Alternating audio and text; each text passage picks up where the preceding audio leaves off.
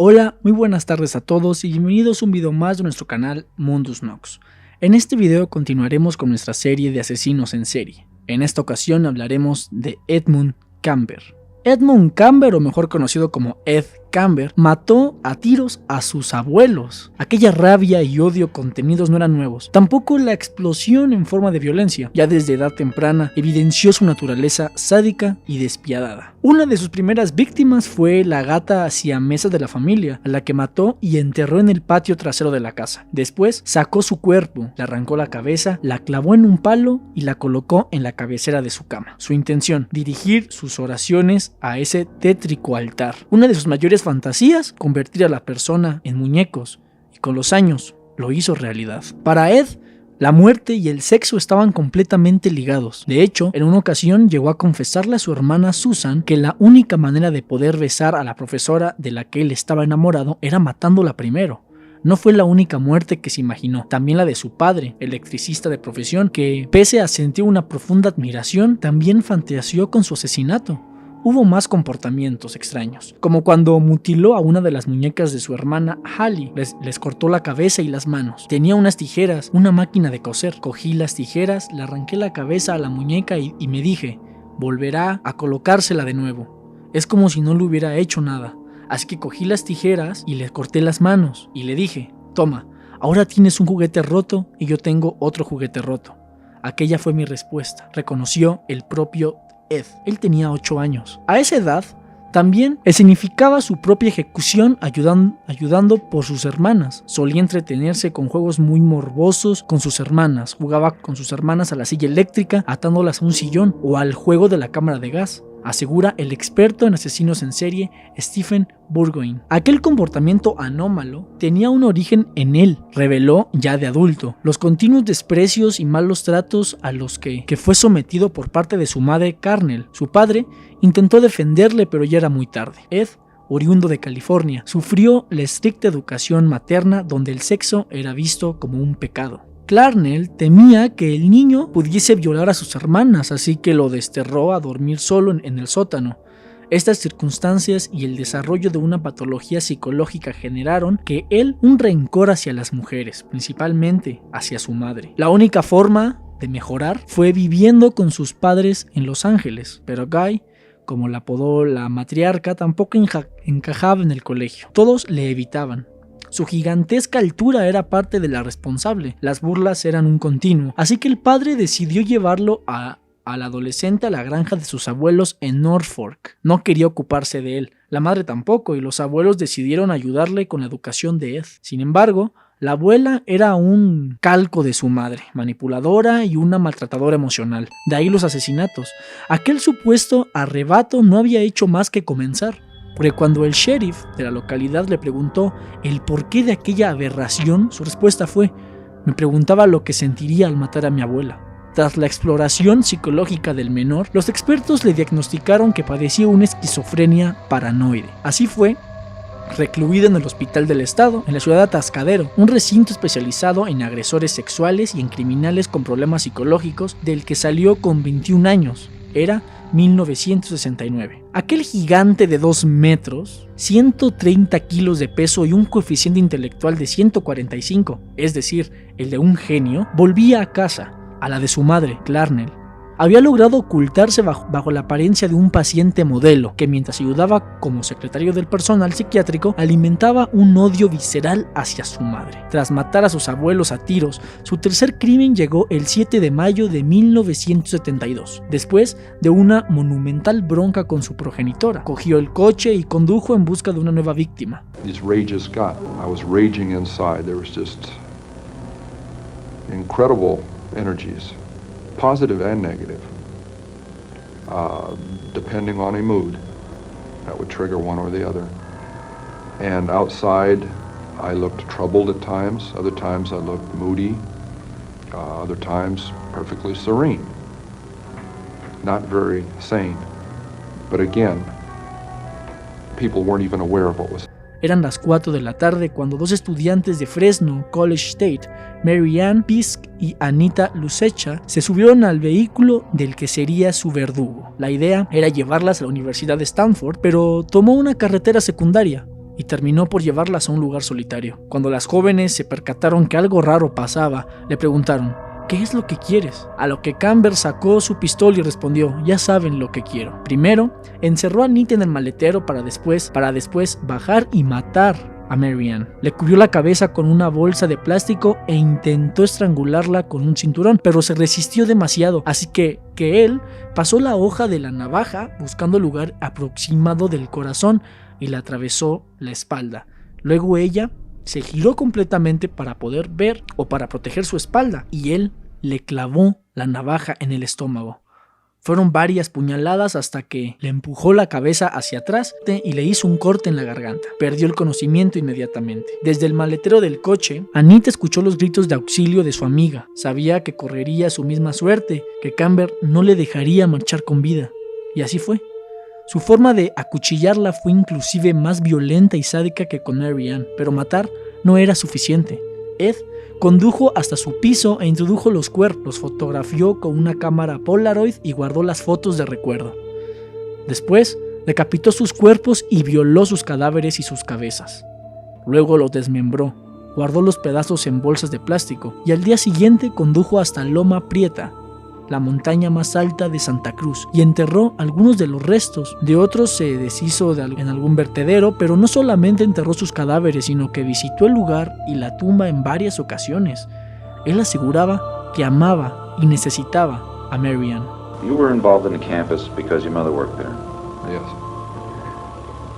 I was also involved in killing co-eds because my mother was associated with college work, college co-eds, women, and had a very strong and violently outspoken position on men for much of my upbringing. My mother was a sick, angry, hungry, and very sad woman. I hated her, but I wanted to love my mother. And I watched the alcohol increase. I watched her social life drop off. I watched her get bizarre. She had terrible pain from her life. Earlier life, her upbringing, a failed marriage with my father. I'm a constant reminder of that failure. I hate to distill it down into such, into one-word realities like that. There's a lot that leads into that happening, but that is what happened. They represented not what my mother was, but what she liked, what she coveted, what was important to her, and I was destroying it. Why did you actually kill the girls? My frustration. My inability to communicate socially, sexually. I wasn't impotent, but emotionally I was impotent. I was scared to death of failing in male-female relationships. I knew absolutely nothing about that whole area, even if just sitting down and talking with a young lady. I need to be able to really communicate, and ironically enough, that's why I began picking people up. And I'm picking up young women, and I'm going a little bit farther each time. It's a daring kind of a thing. At first there wasn't a gun. I'm driving along. We go to a vulnerable place where there aren't people watching, where I could act out, and I say, no, I can't. And then a gun is in the car, hidden. And this craving, this awful, raging, eating feeling inside. I could feel it consuming my insides. This fantastic passion. It was overwhelming me. It was like drugs. It was like alcohol. A little isn't enough. At first it is. And as you adjust to that psychologically and physically, you take more and more and more. It's the same process. So it finally came down to the thing of, do I dare bring this gun out? Already realizing if that gun comes out, something has to happen. It was going to happen. I didn't see it then, but it was going to happen. I was playing a dangerous game with a loaded gun that got us all. I just gone through a horrible experience with her roommate, stabbing her. And I was in shock because of that. I couldn't believe that it was that way. And I'm walking back there bewildered. I gotta kill her. I can't let her go. She's gonna tell on me. Everybody's gonna get me.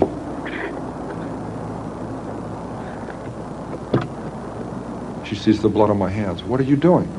She pulled back and she gasped. And I think, whoa, I don't want her to know what happened.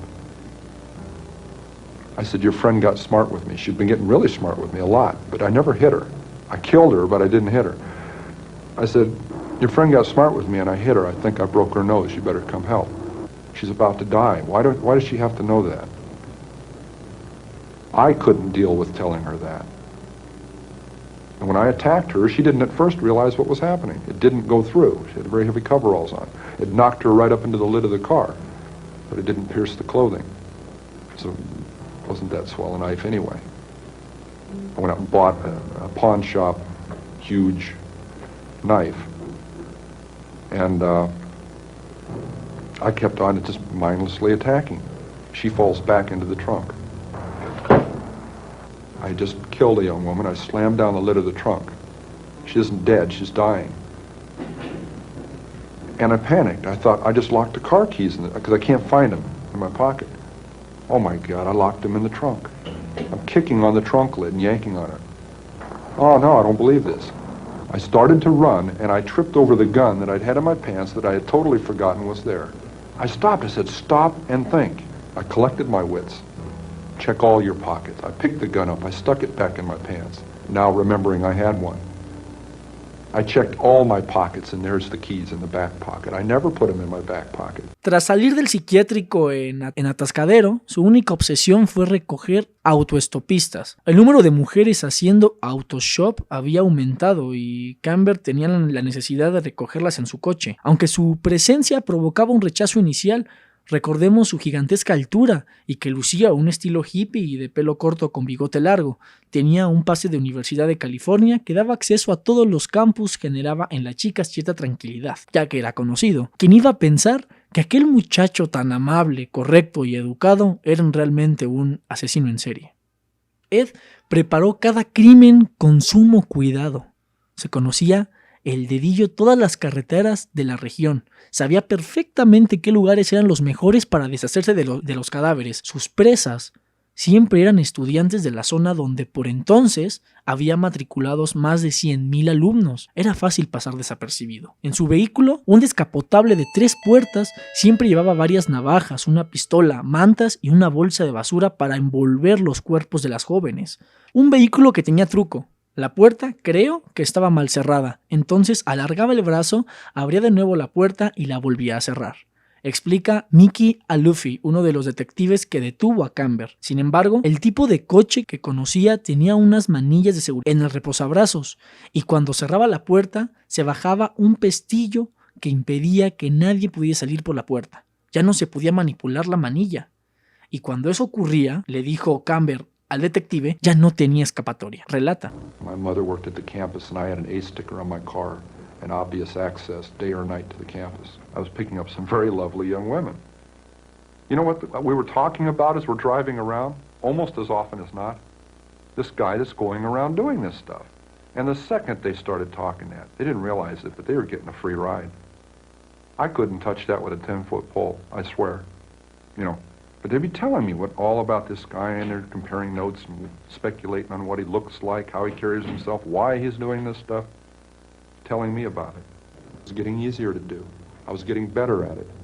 I was getting less detectable. I started flaunting that invisibility, severing a human head, 2 of them, at night in front of my mother's residence, with her at home, my neighbors at home upstairs, their picture window open, the curtains open, 11 o'clock at night, the lights are on. All they have to do is walk by, look out, and I've had it.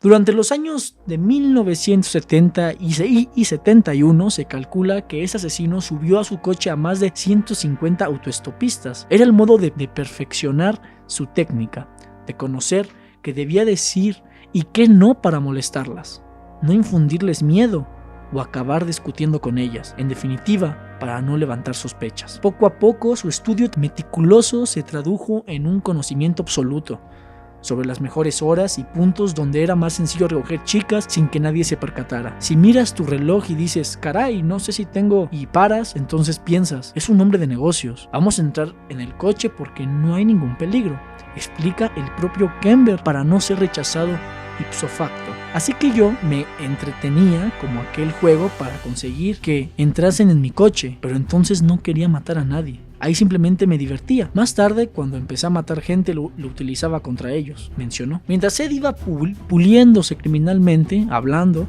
la relación con su madre iba empeorando. Durante el tiempo que el asesino estuvo en Atascadero, Carnell se casó y divorció 2 veces, y su regreso al hogar materno no fue visto con buenos ojos. Las discusiones eran continuas y verbalmente muy crueles. Años más tarde, el propio Kemper confesaría que de haber sido su madre un hombre, se habría liado a puñetazos más de una vez, pero era su madre.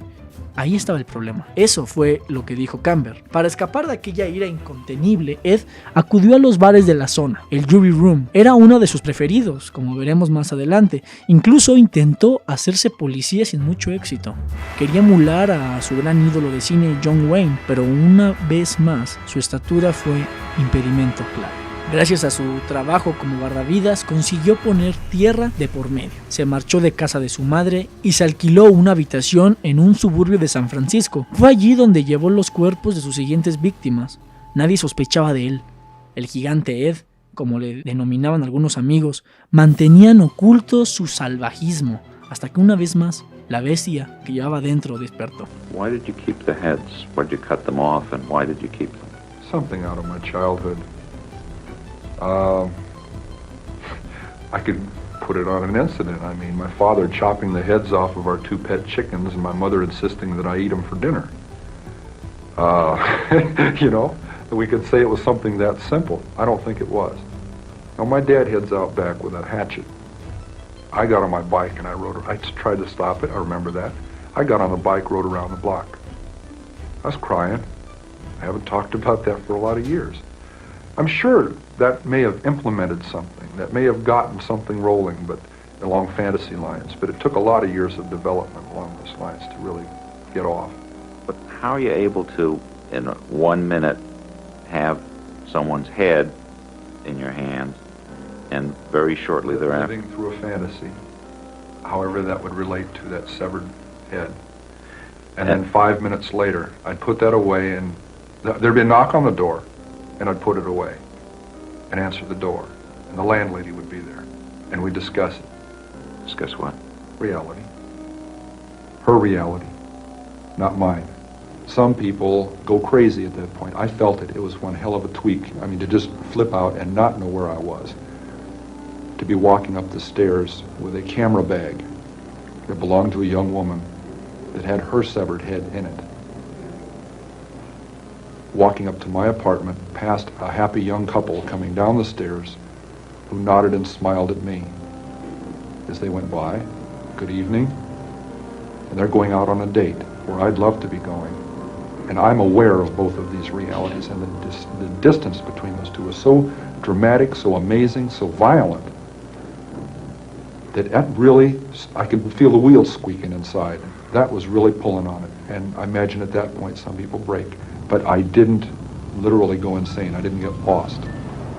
Su siguiente víctima fue Aiko Ku, de 15 años, cuando iba camino a la clase de baile. Pese a la dura resistencia que implora la adolescente, Kemper logró violarla en varias ocasiones y asesinarla. Tras meter el cuerpo en el maletero, se lo llevó a casa de su madre. Durante varios días acudió a casa de Carnell para comprobar si se había percatado de algo distinto en él, es decir, si aquel instinto asesino se veía reflejado en su cara o en su actitud. La madre no percibió absolutamente nada. Ed había perfeccionado el modo de llevar aquella doble vida. Con el cadáver de la joven en una caja, Kemper no podía evitar tocarla, palparla para saber, como describiría después, qué partes estaban aún calientes. Sentía curiosidad, la misma que le ocurre al pescador cuando se lleva un trofeo. No obstante, un punto importante para entender cómo funcionaba la mente de este individuo es que el asesinato de Aiko Ku se produjo cuando acudía al psiquiatra forense. De hecho, le realizaban evaluaciones de forma regular para comprobar su estado.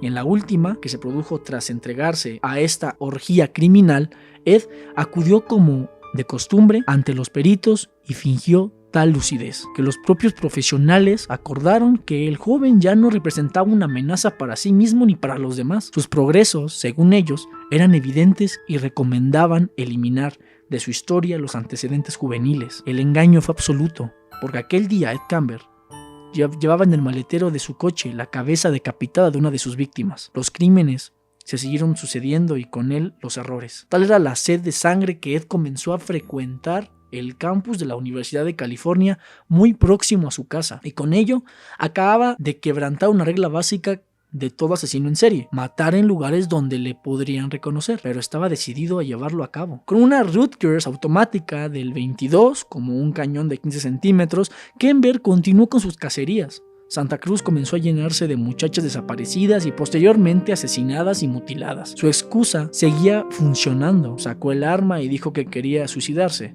De ese modo lograba que el estudiante se compadeciese de él y así terminara con su macabro plan. They'd buy me a beer, I'd buy them a beer. Casual relationships, but I was poking around a little bit trying to find some things out. I knew they wouldn't be privy to hot information, but there were some things that were bothering me, like were there any speculations on how they were dying. Did the cops like you? Like I said, a friendly nuisance. I got in the way, and it was deliberate. Again, friendly nuisances are dismissed. How did you get the knowledge to outsmart the police? Watching television, believe it or not.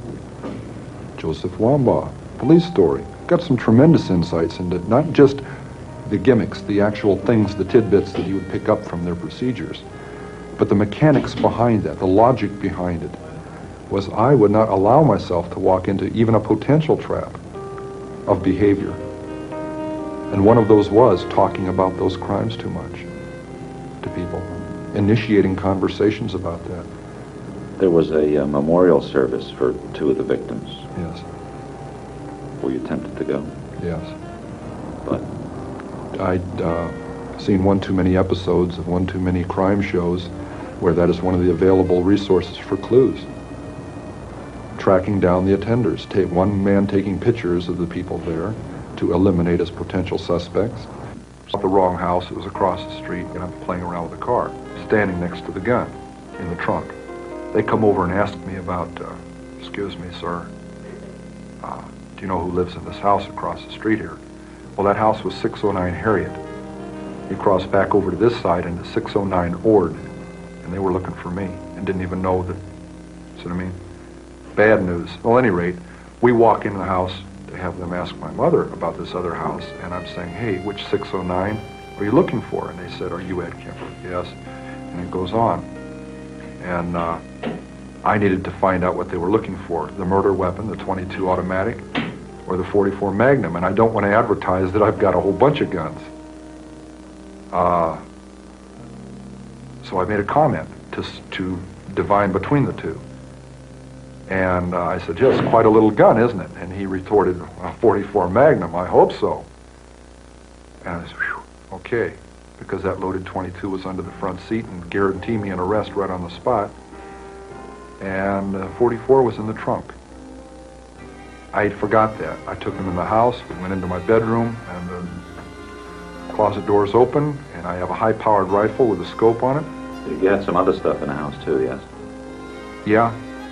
I had the personal effects and identification of the last 2 co-eds that had been murdered about 2 months before, right next to the guns in the closet, in a box.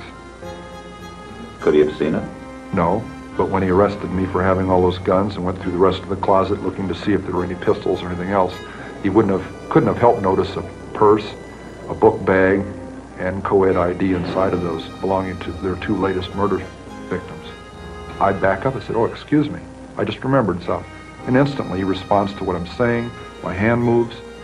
Back we go outside, and he's still thinking, boy, this is a really nice and helpful guy here. Además, cada crimen normalmente coincidía con una fuerte discusión con su madre. Tras marcharse de un portazo, la bestia iniciaba el rastreo de su próxima presa, pero faltaba aún su última obra maestra: matar a su madre. Le corté la garganta con un cuchillo y después la decapité. Contó durante su conversación con el criminólogo y uno de los mayores expertos en asesinos en serie, Robert Ressler. Violé su cabeza cortada. Cuando terminé, puse la cabeza en un estante y le grité durante 1 hora. Le lanzaba dardos. Comentó, sin inmutarse: el homicidio de su madre, Clarnell, fue el fin de los asesinatos de estudiantes, aunque no el último. Tras matar a la matriarca Ed, sabía que su doble vida acababa resquebrajarse. ¿Cómo iba a contar que su madre ya no estaba? Decir que se había fugado, imposible. Jamás abandonaría a su familia. Confesar que la había matado, pero Y si hacía desaparecer a otra amiga, ahí la historia tendría más peso de cara a futuras investigaciones. Miró la agenda de Clarnell y eligió a Sally Hallett, amiga y compañera de trabajo de su madre. No hizo falta que ni siquiera levantarse el teléfono porque la mujer apareció a las 17:30 horas para preguntar por ella. Ed le mintió diciendo que no se encontraba en casa, pero que podía pasar a cenar con ellos, que iba a celebrar su nuevo puesto de trabajo. Sally regresó 2 horas después, pero para entonces Kemper había llenado de trampas cada estancia de la casa. Cerró y selló puertas y ventanas. Desplegó su arsenal de armas por distintas habitaciones, así las tendría más a la mano, y se guardó unas esposas en el bolsillo del pantalón. Cuando Sally arribó, ya cerca de las 8 de la tarde, Ed se disculpó por su madre que llegaba tarde. La acompañó al sofá mientras ella decía en voz alta: «Sentémonos, estoy muerta». Aquella frase fue la señal que Kemper estaba esperando, así que cuando la mujer se acomodó, él se situó frente de ella y empezó a golpearla, en el pecho, en el estómago. Cuando se cayó al suelo, la cogió por el cuello y la levantó. Tal era la fuerza que empleó que le rompió la tráquea. Murió asfixiada. Después la estiró en el suelo, le envolvió la cabeza con bolsas de papel y volvió a apretarle el cuello, esta vez con una cuerda y un pañuelo. Quería estar seguro que había muerto. Tras acostarla en su propia cama, Ed se marchó de copas al bar de los policías. Su pasmosa tranquilidad y esa manera en la que miraba de modo distraído no hicieron sospechar a ninguno de los agentes que se encontraba en el local. It was springtime. It was April. And for 2 months I hadn't killed. And I said, it's not going to happen to any more girls. It's got to stay between me and my mother. And it's got to... I can't get away from her. We're still fighting. She's still belittling me. I'm like a puppet on a string, and I entertain her. She knows all my buttons, and I dance like a puppet with that pain. And it had even gotten physical, to where I had physically grabbed her and thrown her onto her bed, trying to emphasize a point that I was threatening to kill her. So here I pick up these 2 young ladies in Berkeley, on Ashby Avenue. One has flowers in her hand, petite little dolls. They're in granny dresses, and they're hitchhiking, a couple of real experts. I want to see how together I am, if I can resist this temptation. You going to Walnut Creek? Great.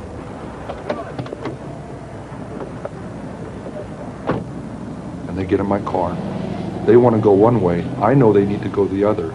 If they go the way they're insisting on, we're headed right back out to where the first 2 co-eds were murdered. And I'm saying to myself, oh my God, all I got to do is relax and they'll take me to their death.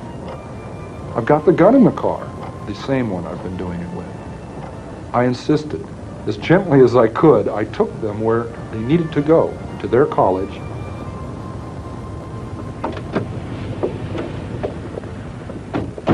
Hey, thanks a lot. That was 1 week before I murdered my mother. I said, she's got to die, and I've got to die, or girls like that are going to die. And that's when I decided I'm going to murder my mother. I knew a week before she died I was going to kill her. And she went out to a party, she got soused, she came home, went to sleep. I was woken up by that, came out, I walked up to her bed, she's laying there reading a paperback, as many thousands of nights before. And she said, oh, I suppose you're going to want to sit up all night and talk now. Shit. And I looked at her, I said, no. I said, good night.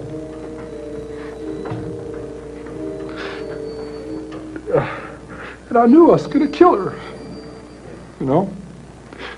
And I was so cold, it's so hard. And that's the first time in 10 years I've looked at it that way. I mean, that intensely, that honestly. It hurts. Because I'm not a lizard, I'm not from under a rock. I came out of her vagina. See? I came out of my mother. And in a rage, I went right back in. For 7 years, she said, I haven't had sex with a man because of you, my murderous son. Is one of our arguments. I cut off her head, and I humiliated her corpse. So there, you know, a 6 young woman dead because of the way she raises her son and the way her son is raised, the way he grows up. And what's her closing words? I suppose you want to sit up all night and talk. God, I wish I had.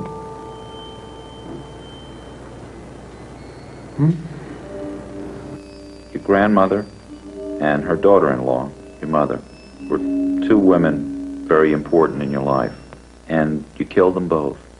Could you say what they were like that led them to the same fate? Same thing that kept them from ever being friends. They were both aggressive, matriarchal women.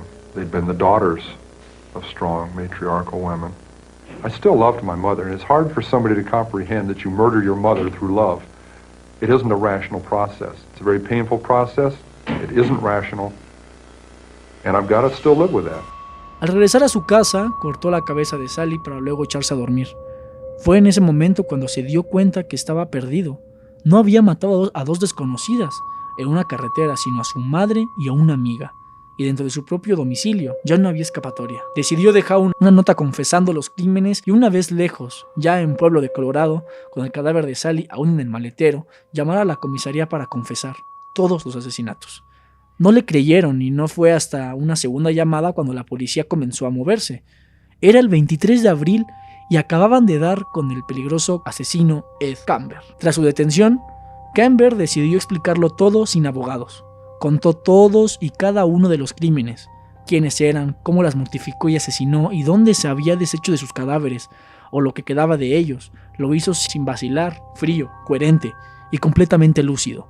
Su memoria era extraordinaria y así lo demostró durante el juicio. Todos aquellos asesinatos, los de las muchachas, no eran sino una preparación para matar a su propia madre. Era a ella a quien culpaba de las ausencias de su padre y sobre todo de tantos años de maltrato y vagaciones. Pero con el asesinato de su madre no obtuvo una satisfacción alguna, más bien fue una catarsis, un punto y aparte que le llevó a entregarse. El 8 de noviembre de 1973, el estado de California finalmente le condenó a la cadena perpetua y recomendó que jamás obtuviese la libertad condicional. Harold Cartwind, el investigador de la defensa de Kemper, dejó claro por qué este asesino no puede salir de prisión, porque no se puede en absoluto correr el riesgo de que lo que se produjo una vez pueda volver a suceder. Así que no, yo no quiero volver a ver a Kemper en la sociedad, pese a haber participado en su defensa, declaró el abogado. Hasta él mismo sabe el peligro que supone para el resto. Si fuera la sociedad, no confiaría en mí. Ese fue un testimonio que fue grabado por el criminólogo Robert Reser en la década de los años 70 y que gracias a la serie Mindhunter vuelve a estar en la actualidad.